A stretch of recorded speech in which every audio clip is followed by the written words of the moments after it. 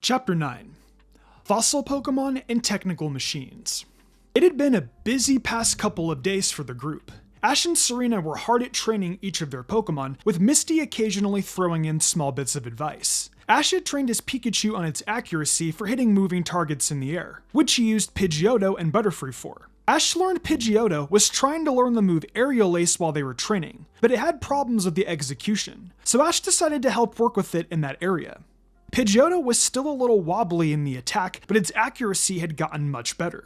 Pikachu had even learned the moves Slam and Agility, and Butterfree learned Confusion and Psychic during their training. Ash knew Butterfree's psychic attacks would be useful in the gym battle to come.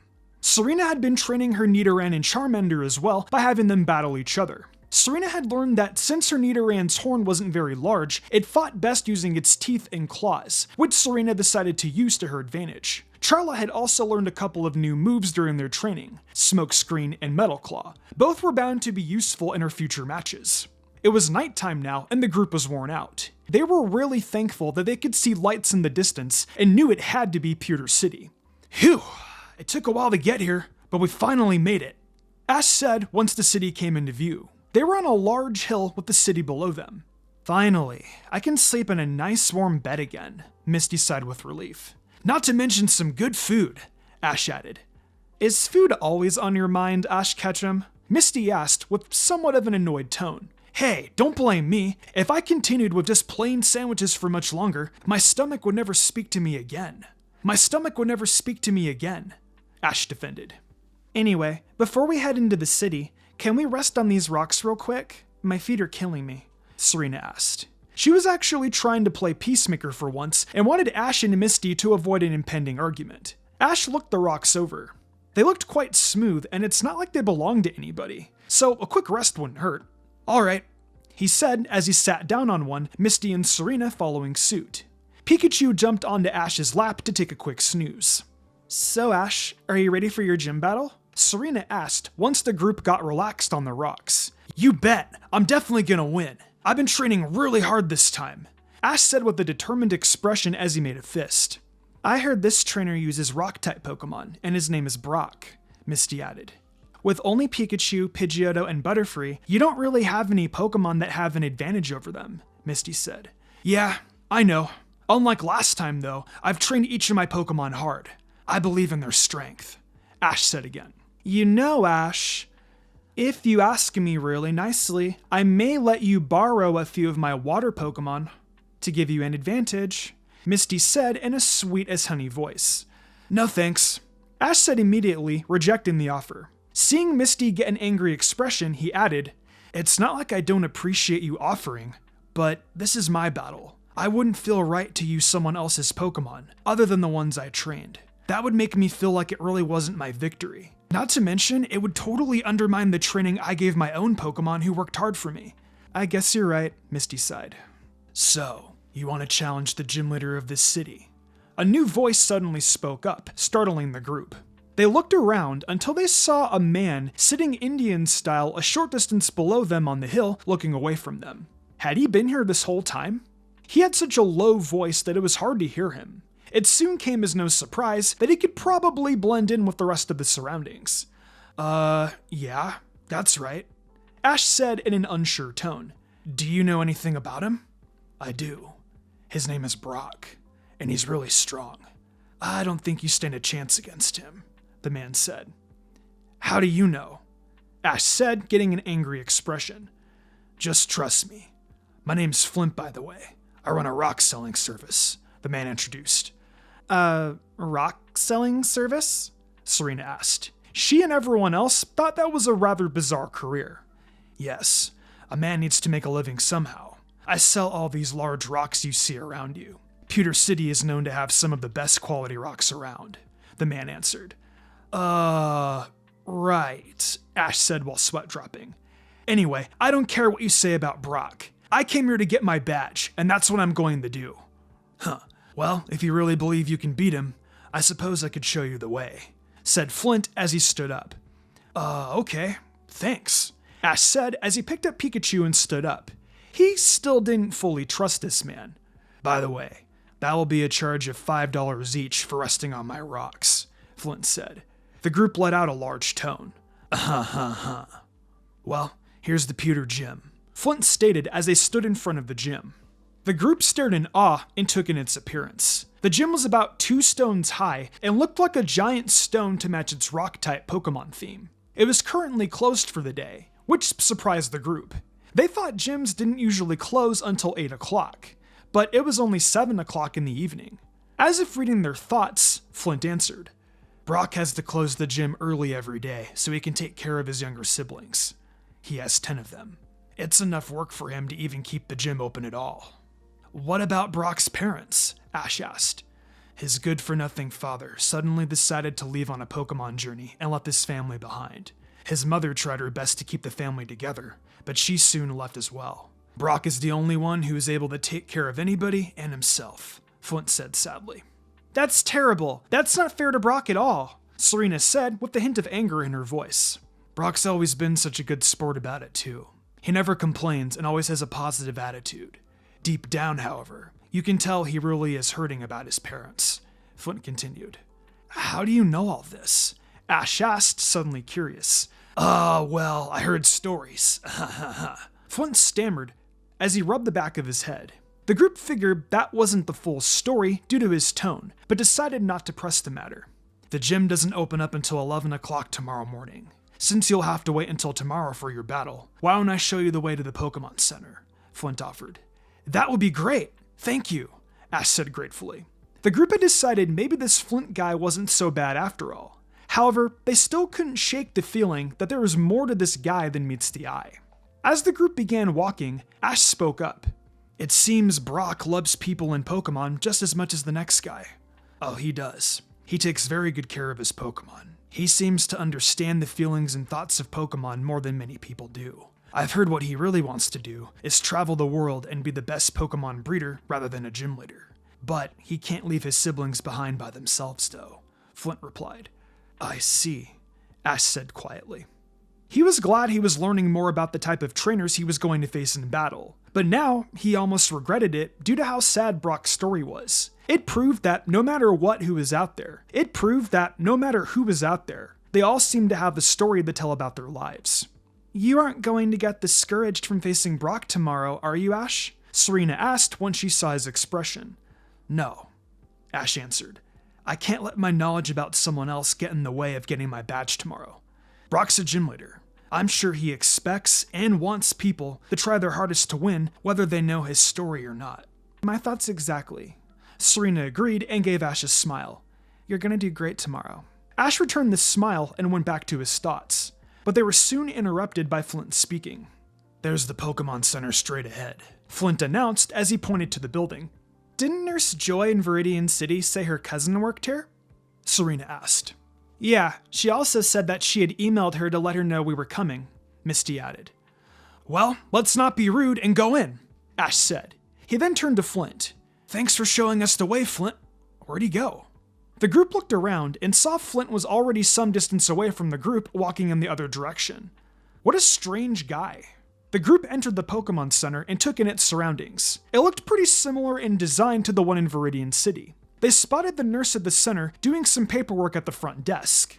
She had her head down so they couldn't see her face. The group smiled and walked up to the nurse at her desk. Hello, ma'am. We would like to rent a room for the night, Ash said. Certainly, the nurse replied as she looked up. Ash, Serena, and Misty gasped. What? Nurse Joy? What are you doing here? Ash exclaimed. I'm sorry, what do you mean? Nurse Joy asked with an inquisitive look on her face. Remember? It's us. Serena, Ash, and Misty. We met in Viridian City at the Pokemon Center there and helped you save the Pokemon, Serena said. Oh, you must mean my first cousin, Nurse Joy said as realization hit her face. She sent me an email telling me all about you three. Let me give my thanks as well for saving the Pokemon. So, you're her first cousin? Ash asked. You look exactly like your cousin in Viridian City. Yeah, we get that a lot, Nurse Joy laughed. The truth is, all the nurses in the Pokemon Center look just alike, and we're all named Joy. You're kidding, Ash said somewhat skeptically. I'm afraid I'm not, Nurse Joy said as she pulled a picture out from her desk to show the group. Sure enough, There were at least a dozen nurses who looked identical. Ash, Serena, and Misty were amazed to say the least. So anyway, you three said you needed rooms for the night? How many would you like? Nurse Joy asked as she put the picture back on the desk. 2, please. 1 for me and Pikachu, and 1 for Serena and Misty, Ash replied. Not a problem. Let me just register you in the computer, Nurse Joy said kindly. Thanks, Nurse Joy, said Serena. By the way, I remember my sister mentioning in her email that you're a Pokemon trainer, Ash, so you must be here to challenge the gym leader, Brock. That's right, Ash confirmed. But a man told us that the gym doesn't open until 11 o'clock in the morning, so there won't be much for us to do while we wait. I think you should check out the Pewter Museum in that case, Nurse Joy suggested. It's one of Pewter City's tourist attractions. Since you 3 are trainers, I think you will find some of the things there very interesting. There are things there from space exhibits to fossils of prehistoric Pokemon. Wow, that actually sounds really cool, Serena said. Yeah, prehistoric Pokemon, Ash agreed and turned to Pikachu. Want to see some fossil Pokemon, buddy? Pika, it agreed. It was around 9:30 the next morning, and the group was now about to walk into the Pewter Museum. They had a good night's sleep at the Pokemon Center, as well as the first decent meal they had in a few days. Like Ash promised, he put ketchup on all of Pikachu's Pokemon food. But for some reason, Pikachu seemed content to just lick the ketchup from the bottle by itself. It took some convincing from Ash to get it to eat the Pokemon food as well. The group had also stopped by the Pokemart on the way to the museum, and Serena let Charla and Nidoran pick out the flavors they had wanted this time. As the group entered the museum, they were met by the receptionist who charged them each a $5 admittance fee. The group paid and took in their surroundings. They marveled at the size of it. It didn't look that big on the outside, but the inside looked humongous. It had many display cases aligned in rows, as well as a few model rockets. There was also a flight of stairs to lead up to the second story. The group assumed the lower level was for space, while the upper level was where the prehistoric Pokemon were. Hey, let's go check out those fossil Pokemon, Ash said eagerly as he began to walk at a quick pace to the flight of stairs. Serena and Pikachu followed Ash, but Misty stayed. You two go on ahead. I'm gonna stay down here for a bit and see the space exhibit, Misty told them. Well, alright, we'll see you in a bit, Ash said as they went up the stairs. Once they reached the second floor of the museum, they could see the various skeletons and fossils that aligned the shelf. There were 5 skeletons in the middle of the room as the group went over to them. One by one, they read the descriptions of each of the skeletons. Ammonite, the spiral Pokemon. This Pokemon lived in the primordial sea. It swam by moving around its 10 tentacles. Amistar, the spiral Pokemon and the evolved form of Ammonite. This Pokemon was said to become extinct because its very large shell made it hard to catch food. Kabuto, the shellfish Pokemon. It is said to have inhabited beaches a long time ago. It was protected by a very stiff shell. Kabutops, the shellfish Pokemon, and the evolved form of Kabuto. Its sleek shape was perfect for swimming. It caught prey with its scythe-like arms and drained their fluids. Out of the 5 skeletons, there was one that caught Ash and Serena's attention the most. It was just a skeleton, but had the image of the Pokemon on a picture next to the description. It was gray and had very large wings with razor-sharp claws and teeth. The description said that it was an Aerodactyl, and judging by the skeleton, it was a very large Pokemon as well. Ash and Serena read the description. Aerodactyl. This Pokemon is said to be long extinct.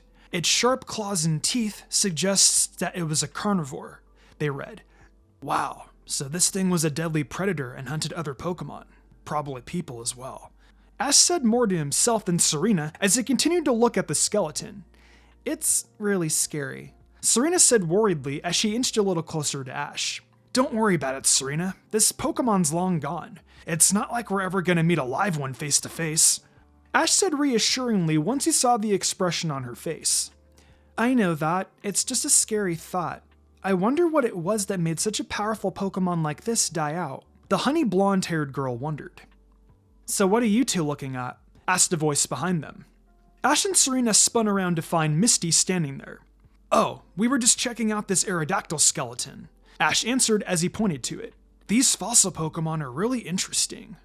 In that case, you may be interested to hear what this scientist is saying downstairs. He's talking about the different types of prehistoric Pokemon.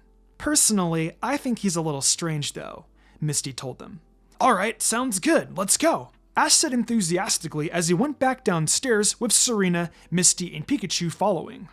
Once they were back downstairs, the group saw a small crowd surrounding a man in a white lab coat. He wore big, thick glasses and had really untidy black hair. He was a complete contrast from Professor Oak. Misty was right. This guy did seem a little eccentric. As you all know, the Pokemon that you have seen so far in this museum, Ammonite, Amistar, Kabuto, Kabutops, and Aerodactyl, have been extinct for a long time. The scientist began as Ash, Serena, Misty, and Pikachu made their way into the crowd. The crowd gave a short nod in response. What would all of you say if I told you we scientists are researching a way to bring them back to life? The scientist asked a little slyly. This got the crowd's full attention. Some people looked really intrigued, while others were looking at the scientist like he was crazy. Ash heard whispering behind them, and he turned around to see 3 people wearing plain clothes. But underneath the outfits, he could see parts of another uniform which were solid black. Ash thought that was a little strange to be wearing a completely separate uniform underneath another one, unless they were trying to disguise themselves. The 3 people must have noticed Ash's gaze because they gave him a glare. "Hey kid, mind your own business," one of the men said to him rather rudely. Ash turned quickly around and faced the scientist again. "Really, Ash, you shouldn't be so nosy," Misty scolded. But Ash ignored her. There was something really off about those guys. "We've been researching different fossils on Mount Moon recently," the scientist continued. "We were amazed to find that some of them contained Pokemon DNA." "Whoa, really?" asked a man in the crowd. "Yes, really," the scientist confirmed eagerly. "On top of that, we've also found a way to extract the Pokemon DNA from those fossils." "So what does that have to do with bringing them back to life?" one of the strange men asked behind Ash. "I'm glad you asked," the scientist said excitedly. "We've been working hard on a machine for the past several months that can turn this DNA into a living, breathing Pokemon." This drew a large gasp from the audience. Ash, Serena, and Misty were equally amazed at the scientist's claim. "Whoa, a living Pokemon from prehistoric times in the present world?" Ash thought. The scientist continued. "Of course, we're only in the beta testing mode of it. It is still a ways off from being completed. Hopefully, our scientists over at the Cinnabar Island branch will have it ready within the next 8 months. "Is that safe?" Misty suddenly asked, causing the group and scientists to look at her. "What do you mean, miss?" the scientist asked curiously. "I mean, these Pokemon existed long before. Is it safe to have them in the present time? How do you know that the prehistoric Pokemon will have the necessary things to survive? Furthermore, how do you know some of these Pokemon aren't extremely dangerous?" This caused the group to turn back to the scientist and look at him expectantly.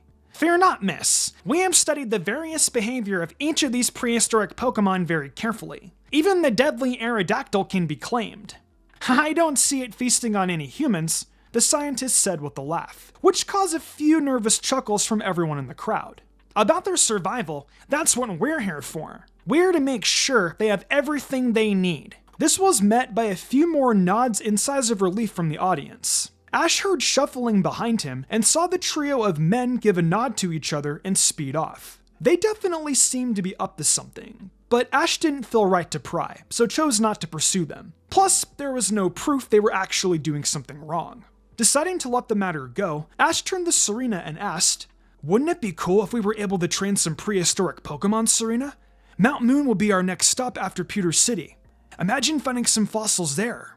Serena thought about what it would be like to have one of the prehistoric Pokemon, and most of the thoughts weren't pretty. She would be trying to tame an Aerodactyl only to have it eat her. She would be playing with Amistar only to misjudge its weight because of its small size and be crushed. Also, those sickle-like claws that were on a Kabutops were really scary as well. Serena shook her head at these thoughts and realized she was being a little silly. If she could train a fire-breathing lizard and a rabbit with a poisonous horn on its head, she could probably handle these Pokemon as well.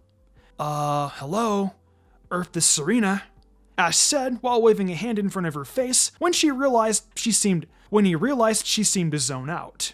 Oh, right. Yeah, it would be really great, Ash," Serena answered with a smile as she snapped out of her thoughts.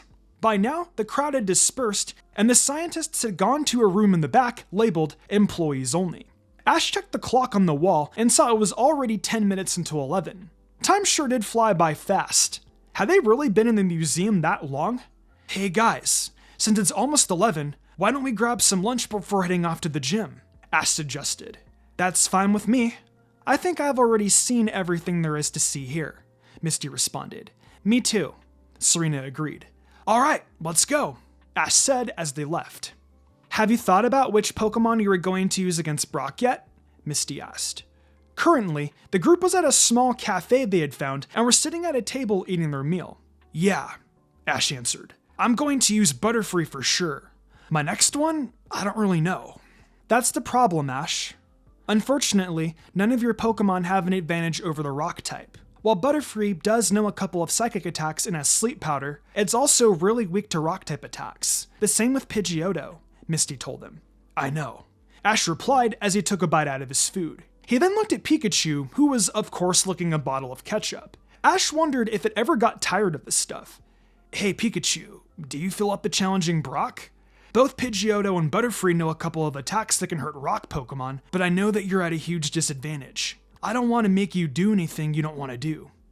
Pikachu! It answered, and then flexed its tiny arms in a show my muscle fashion that demonstrated strength. The group laughed. Alright Pikachu, I believe in you. If at some point you change your mind though, just let me know. I know you want to win your first gym battle with your own Pokemon, but I'm just trying to help you by offering for you to use my water Pokemon just this once. Misty tried again. I really do appreciate your help, Misty, but I need to do this on my own, Ash replied. If you say so, she said. So, the only Pokemon you have to face Brock with are Pikachu, Pidgeotto, and Butterfree? It will be almost impossible to win against Brock, no matter how much training you put into them, a familiar voice spoke. The group turned around to see Flint standing behind them. How on earth did he keep sneaking up on them like this? Brock is no pushover. You are definitely going to have to catch other Pokemon that have an advantage over the rock type, Flint continued. Yeah, but there aren't any water or grass type Pokemon around though, Ash told him. I don't have a choice. Plus, my Pokemon said they are willing to fight no matter what. Flint sighed. If you're unable to catch any Pokemon that have an advantage over Brock, you can at least teach them moves that have an advantage. I can help you with that. Follow me, he said as he began walking away. The group looked at each other, wondering if they should follow Flint. There was no doubt this man was a little strange, but he proved he meant them no harm. They were finished with their lunch anyway, so they got up from their chairs and followed him. After walking for about 20 minutes, Flint never said a word the entire time. He led the group to a small house near the edge of the city. You've heard of technical machines, or TMs for short, haven't you? Flint finally asked. Yeah, Ash answered. Those are small machines that you can use to teach your Pokemon moves they can't usually learn, right? That's correct, Flint confirmed. The moves I can teach your Pokemon are going to be inside my house. Wait here for a bit. He then disappeared inside of his house. The group, particularly Ash, was wondering just what kind of moves Flint had in mind. The types that were strong against the rock-type Pokemon were the grass, water, and ground type. Ash knew none of his Pokemon could learn any of those types of moves. Flint returned a couple of minutes later, carrying 4 small machines in his hands. So, what kind of moves can you teach my Pokemon? Ash asked. Have you heard of the new types of Pokemon that were discovered? Flint answered with a question of his own. Yeah, the new 2 types are supposed to be the Steel and Dark type, Misty said. That's right. One of these newly discovered types, the Steel type, is really strong against rock types, like what Brock uses. I have the TMs that can teach Iron Tail and Steel Wing to your Pokemon. If you teach Iron Tail to your Pikachu and Steel Wing to your Pidgeotto, and combine that with your Butterfree psychic attacks, you might have a chance despite the type disadvantage, Flint told Ash. These aren't going to harm my Pokemon in any way, right? Ash asked. He had never used a TM before, so he wanted to make sure. Of course, Ash, Misty answered instead. TMs are perfectly safe, and all have been approved by the Pokemon League to use on Pokemon. I have given out plenty of them myself. Misty had tried to stop herself, but Ash and Serena were too quick to notice. Wait a second, Misty. How would you be able to give out various TMs to people all the time? Those things don't just grow on trees, you know, Serena said suspiciously. I used to have a lot, but I simply ran out, Misty replied lamely. Anyway, TMs are perfectly safe, so Ash's Pokemon will be fine. She desperately wanted to change the subject. She was thankful that Ash and Serena took the bait even though they knew she was hiding something from them. I see, Ash said as he opened Pidgeotto's Pokeball. The bird Pokemon appeared with a cry. Pshaw! Ash then faced his 2 Pokemon. Alright guys, this man Flint is offering to teach you some moves that you can't learn naturally. They will give you an advantage over Brock and be useful in other situations as well. Is it okay to give you these TMs to use? Ash asked. He would never do something like this without his Pokemon's permission first. Pidgeotto and Pikachu both nodded their heads. Ash then turned to Flint. Alright, I'll accept the TMs. Thank you, Flint, Ash said. Something suddenly occurred to him though. Wait, why are you helping me in the first place? Honestly, I don't know myself, but I feel something good will happen if I do this, Flint responded.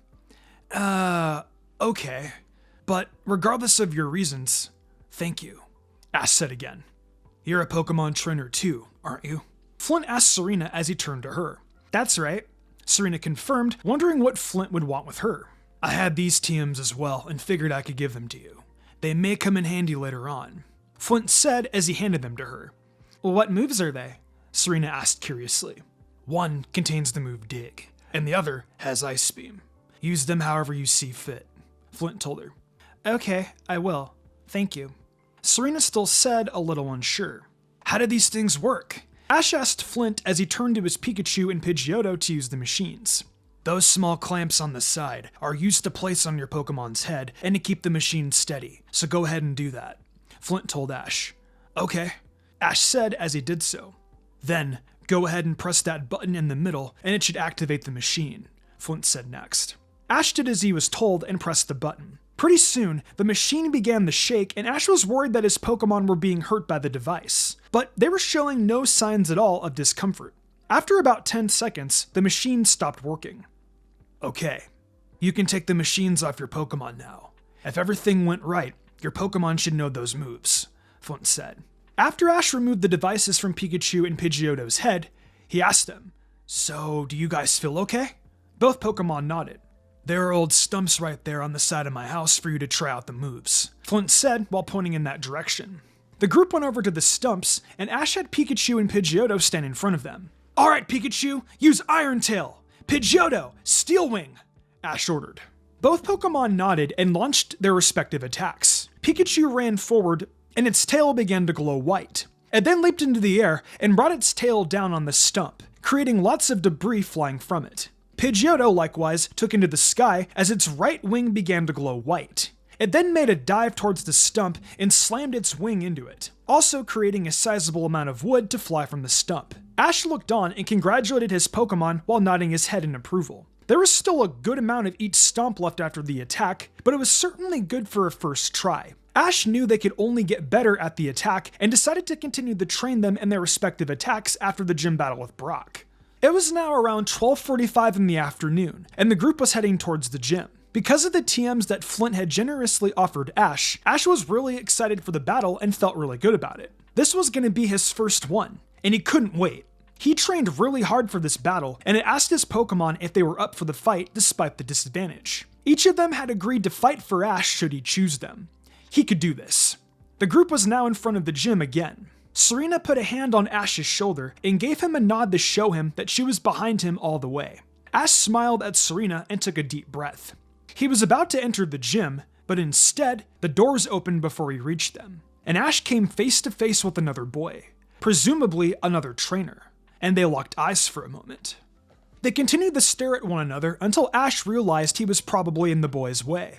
Oh, I'm sorry, Ash said as he quickly moved to the side. The group took in the boy's appearance. He had light purple hair and was wearing a black and purple jacket over a gray t-shirt and also wearing dark gray pants. There was also something about his eyes that made Ash uneasy. They seemed cold. The boy said nothing and resumed his walking.